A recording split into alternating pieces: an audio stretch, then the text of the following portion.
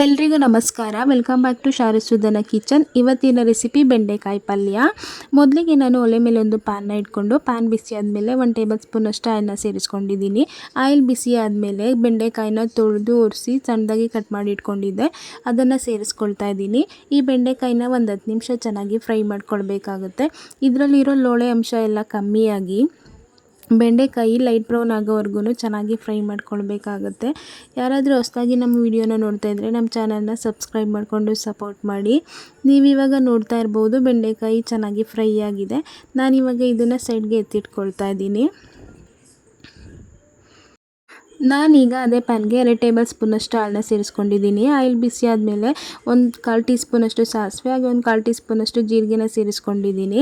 ಹಾಗೆ ಇದ್ರ ಜೊತೆಗೆ ಒಂದು ಮೀಡಿಯಮ್ ಸೈಜ್ ಈರುಳ್ಳಿನ ಸಣ್ಣದಾಗಿ ಹೆಚ್ಚಿ ಸೇರಿಸ್ಕೊಂಡಿದ್ದೀನಿ. ಹಾಗೆ 1-2 ಹಸಿಮೆಣಸಿನ್ಕಾಯಿ, ಸ್ವಲ್ಪನೇ ಕರಿಬೇವಿನ ಸೊಪ್ಪನ್ನು ಸೇರಿಸ್ಕೊಂಡು 1-2 ನಿಮಿಷ ಚೆನ್ನಾಗಿ ಫ್ರೈ ಮಾಡ್ಕೊಳ್ತಾ ಇದ್ದೀನಿ.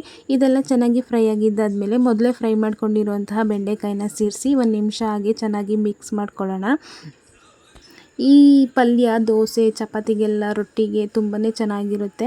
ಹಾಗೆ ಇದ್ರ ಜೊತೆಗೆ ಒಂದು ಸ್ವಲ್ಪ ಅರಿಶಿಣ ಪುಡಿ, ಹಾಗೆ 1/4 ಟೀ ಸ್ಪೂನಷ್ಟು ಖಾರದ ಪುಡಿ, ಹಾಗೆ ಒಂದು ಸ್ವಲ್ಪ ಗರಂ ಮಸಾಲಾನ ಸೇರಿಸ್ಕೊಂಡು ಚೆನ್ನಾಗಿ ಮಿಕ್ಸ್ ಮಾಡ್ಕೊಳ್ತಾ ಇದ್ದೀನಿ. ನೀವು ಗರಂ ಮಸಾಲ ಬದಲಿಗೆ ಧನಿಯಾ ಪುಡಿನ ಕೂಡ ಸೇರಿಸ್ಕೊಳ್ಬೋದು. ಈಗ ರುಚಿಗೆ ತಕ್ಕಷ್ಟು ಉಪ್ಪನ್ನು ಕೂಡ ಸೇರಿಸ್ಕೊಂಡು ಚೆನ್ನಾಗಿ ಒಂದು ಸಲ ಮಿಕ್ಸ್ ಮಾಡಿಕೊಂಡು ಕೊನೆಗೆ ಇದಕ್ಕೆ ಒಂದು ಸ್ವಲ್ಪ ಕೊತ್ತಂಬರಿ ಸೊಪ್ಪು ಹಾಗೆ 1-2 ಟೇಬಲ್ ಸ್ಪೂನಷ್ಟು ತೆಂಗಿನಕಾಯಿ ತುರಿನ ಸೇರಿಸ್ಕೊಂಡ್ರು ಚೆನ್ನಾಗಿ ಒಂದು ಸಲ ಮಿಕ್ಸ್ ಮಾಡಿಕೊಂಡ್ರೆ ಈ ಪಲ್ಯ ರೆಡಿ ಆಗುತ್ತೆ. ನೀವು ಒಂದ್ಸಲ ಈ ರೆಸಿಪಿನ ಟ್ರೈ ಮಾಡಿ. ತುಂಬ ಸಿಂಪಲ್ಲಾಗಿ ಬೇಗನೆ ಆಗುತ್ತೆ, ಹಾಗೆ ತುಂಬ ಟೇಸ್ಟಿಯಾಗಿ ಕೂಡ ಇರುತ್ತೆ. ಈ ವಿಡಿಯೋ ನಿಮಗೆ ಇಷ್ಟ ಆಗಿದ್ದರೆ ಲೈಕ್ ಮಾಡಿ, ಶೇರ್ ಮಾಡಿ, ಕಮೆಂಟ್ ಮಾಡಿ.